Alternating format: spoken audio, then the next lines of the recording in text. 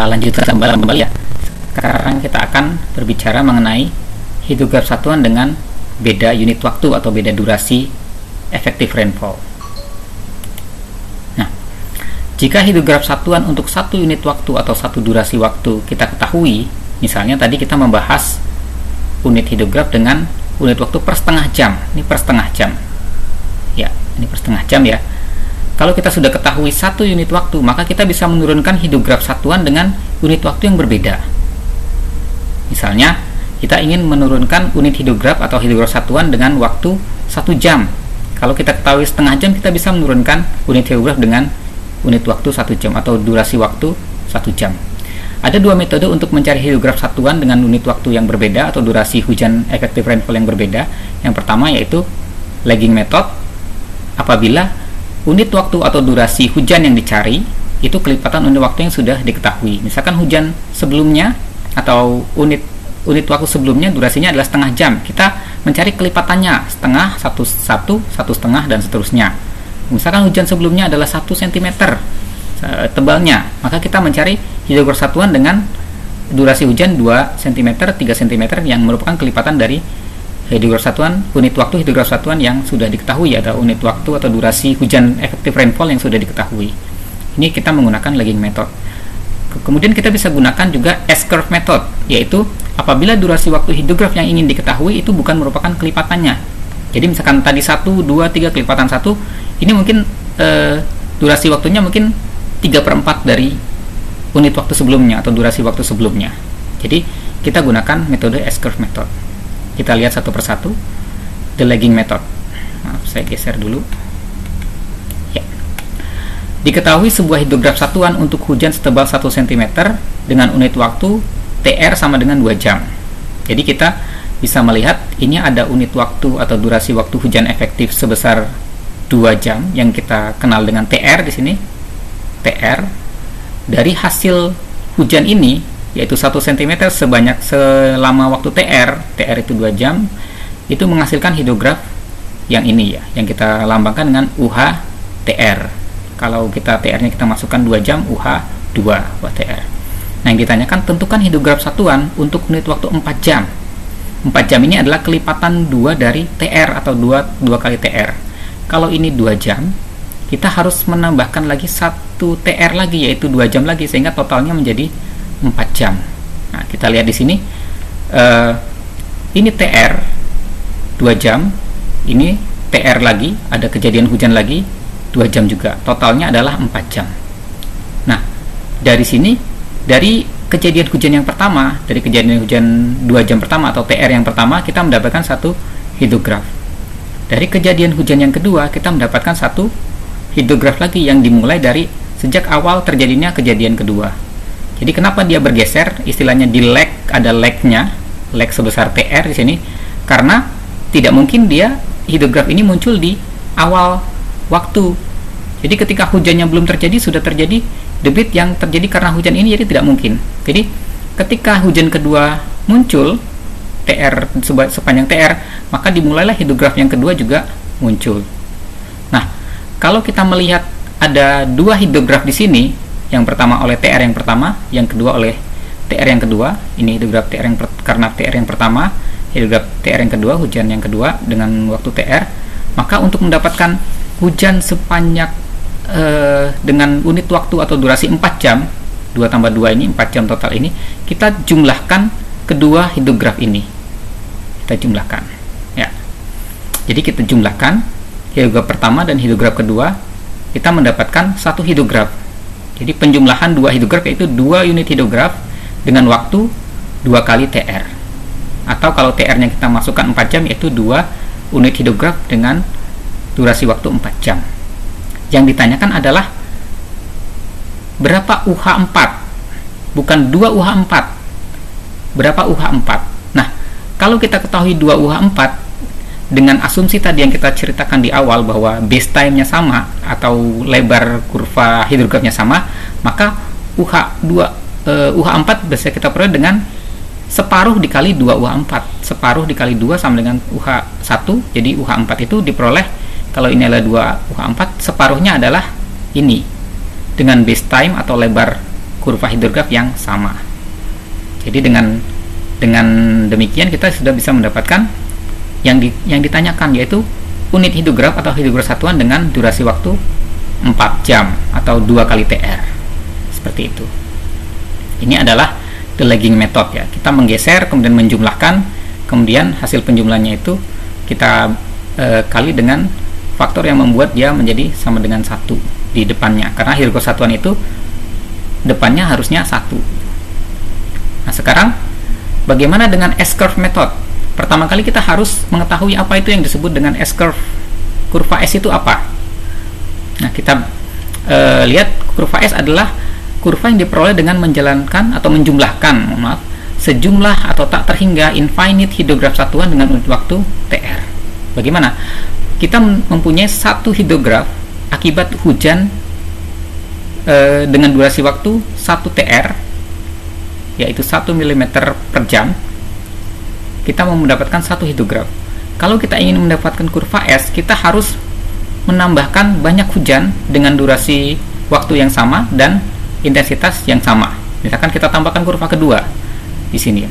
Kurva kedua dengan durasi waktu sebesar TR juga kita tambahkan sehingga menghasilkan hidrograf yang kedua. Kemudian kita tambahkan lagi hujan yang ketiga, yaitu menghasilkan hidrograf yang ketiga, dan seterusnya. Kita tambahkan terus menerus sehingga sejumlah tak terhingga, maka kita akan mendapatkan banyak hidrograf di sini, sejumlah hidrograf tak terhingga seperti ini. Nah, kalau hujannya kita tambahkan terus menerus sehingga kita mendapatkan banyak hidrograf dengan jumlah tak terhingga, lalu setiap hidrograf itu kita jumlahkan, kita akan mendapatkan kurva yang disebut kurva S. Ya. Jadi penjumlahan semua hidrograf satuan akan menghasilkan kurva S. Setelah beberapa waktu akan diperoleh garis debit yang konstan. Jadi setelah beberapa waktu di mana semua nilai dalam kurva itu tercakup di sini, misalkan posisi ini semua nilai ada, maka debit itu akan menjadi konstan atau disebut dengan QE. Jadi kita mendapatkan kurva S dengan cara seperti itu. Nah, arti lain dari kurva S adalah sebagai hidrograf runoff atau hidrograf runoff yang terjadi akibat hujan terus-menerus dengan intensitas sebesar 1 TR, 1 per TR. Jadi kalau kita anggap ini TR-nya tidak terhingga, jadi TR sudah tidak terhingga, jadi kita tidak bisa definisikan lagi. Yang hanya kita bisa definisikan bahwa intensitasnya adalah 1 per TR dengan waktu tak terhingga. Jadi itu adalah arti dari kurva S. Nah, bagaimana kita menyelesaikan mendapatkan unit waktu yang berbeda atau durasi waktu yang berbeda atau durasi hujan efektif yang berbeda dari kurva S? Kita lihat.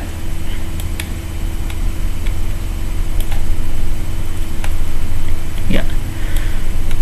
Maaf. Tentukan hidrograf satuan dengan durasi T2 dari hidrograf satuan dengan durasi T1, di mana T2 bukan kelipatan T1. Kalau kita lihat di gambar ini, mohon maaf saya menggeser. Kalau kita lihat di gambar ini, T1 adalah hidrograf yang sudah diketahui menghasilkan hidrograf debit tertentu ya. Ini sudah diketahui. Yang ingin ditanyakan, kalau misalkan durasi hujannya, durasi efektif rainfall-nya bukan T1 tetapi T2 yang bukan kelipatan dari T1 tapi merupakan fraksi tertentu ya. Dia lebih kecil daripada T2. Bagaimana kita mendapatkan hidrograf tersebut? Yang pertama adalah buatlah kurva S dari sejumlah unit hidrograf dengan durasi hujan T1. Jadi ada beberapa hujan, kita tambahkan T1, T1, T1 dan seterusnya, kita mendapatkan kurva S yang kita sebut dengan kurva S dari T1. Nah, kalau kita ingin mendapatkan unit hidrograf untuk T2, maka kita buat lagi satu kurva S yang disebut dengan T2 hour lag S1, atau kita menggeser kurva ST1 ini sebesar T2. Jadi T2 hour lag. Jadi waktu tunda T2 kita geser kurva ST1 sebesar T2 yang kita sebut dengan T2 hour lag ST1. Nah, jadi kita punya dua kurva, ST1 dan T2 hour lag ST1. Kalau kita yang ketiga, kita kurangkan yang pertama dan yang kedua. Jadi ST1 dikurang T2 hour lag ST1. Kita dapatkan adalah selisihnya ya, selisihnya ini adalah selisih dari kurva ST1 dikurang T2 hour lag ST1, maaf, ST1. Selisihnya adalah bernilai sebesar T2 per T1 UH T2. Yang ingin kita ketahui apa? Yang ingin kita ketahui adalah UH T2 saja, bukan T2 per T1 dari UH T2.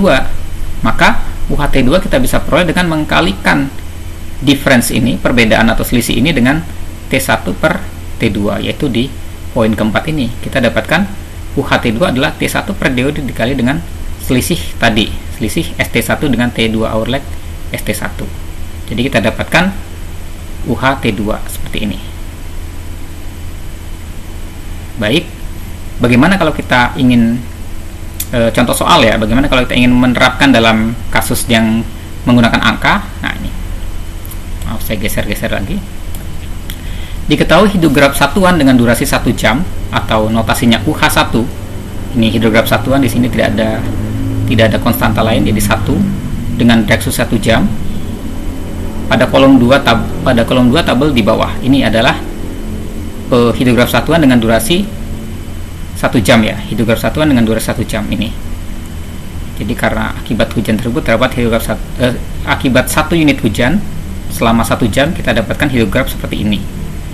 Yang ditanya, tentukan hidrograf satuan dengan durasi 2 jam atau UH2 dan dengan durasi 3 jam atau UH3. Jadi ada dua pertanyaan ya. Bagaimana UH2-nya, bagaimana UH3.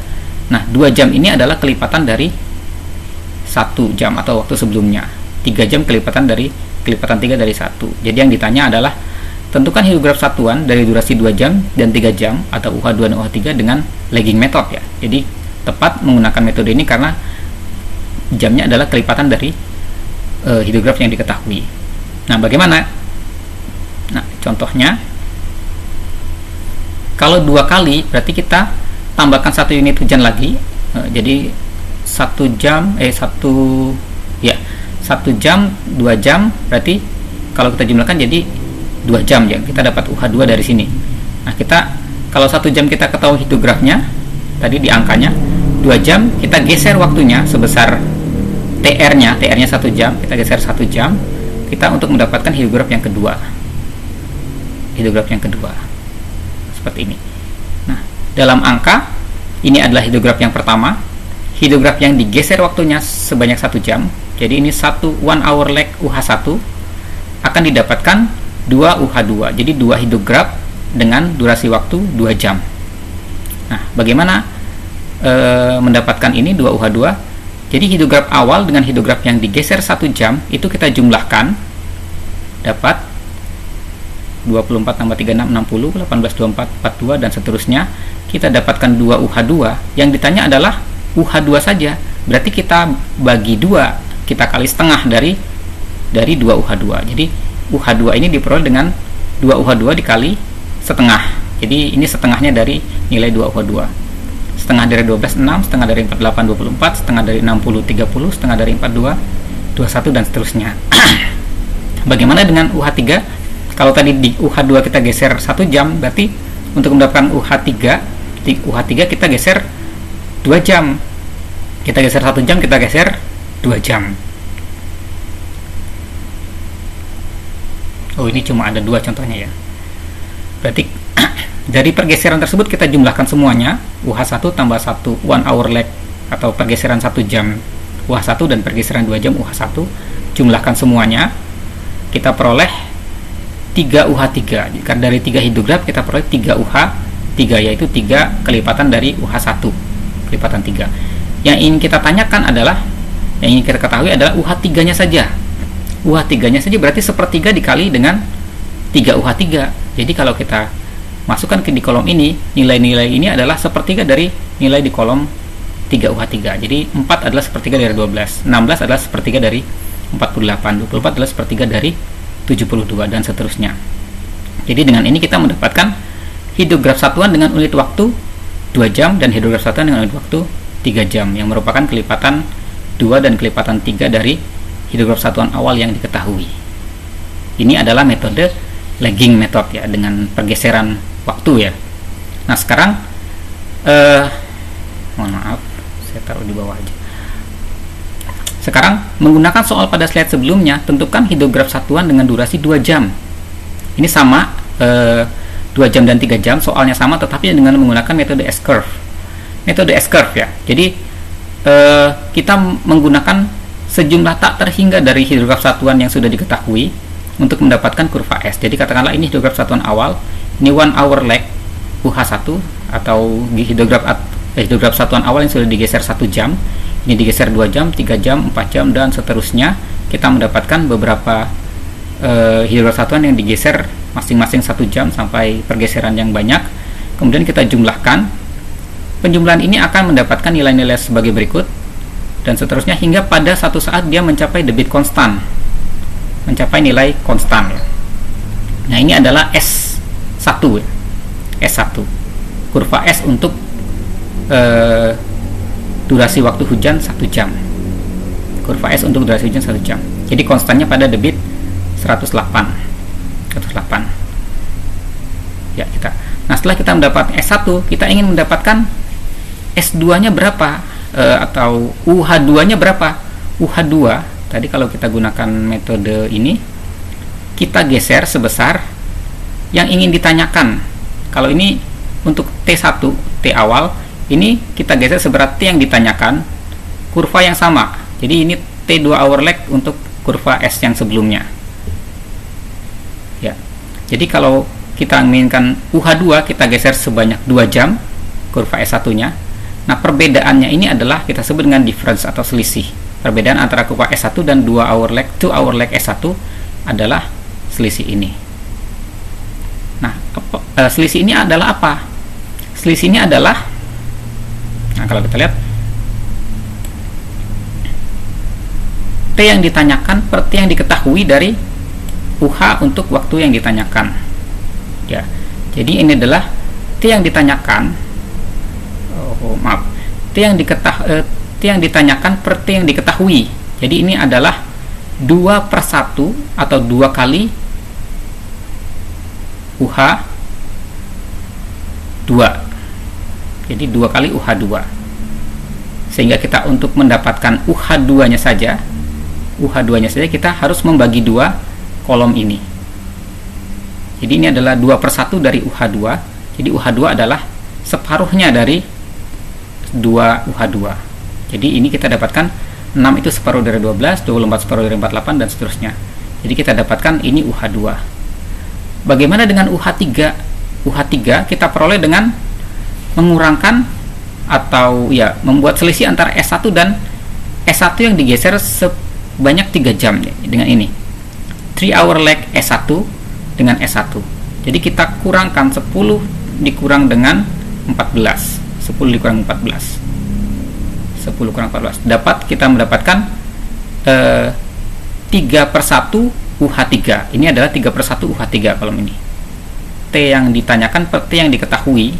T durasi hujan yang ditanyakan per durasi yang diketahui dikali dengan UH3. Sehingga kalau kita hanya ingin mengetahui UH3-nya saja, kita dibagikan dengan 3. Jadi sepertiga dikali dengan 3 UH3. Jadi ini ada 4 itu sepertiga dari 12, 16 sepertiga dari 48, dan seterusnya. Jadi kita dapatkan UH2 dan UH3 dengan menggunakan metode S-curve. Kalau kita bandingkan UH2 ya, UH2 itu 0, 6, 24, 30 ya. Dengan metode lagging method 0, 6, 24, 30 sama ya. Kalau untuk UH3 dengan lagging method 0, 4, 16, 24, kita lihat di sini dengan S-curve 0, 4, 16, 24 sudah sama. Jadi inilah cara untuk kita mendapatkan hidrograf satuan dengan unit waktu yang berbeda dari yang sudah diketahui, baik dengan unit waktunya itu kelipatan dari yang sudah diketahui ataupun bukan kelipatan dari yang sudah diketahui. Demikian untuk hidrograf satuan dengan beda durasi hujan efektif atau beda unit waktu. Kita akan lanjutkan ke subtopik berikutnya.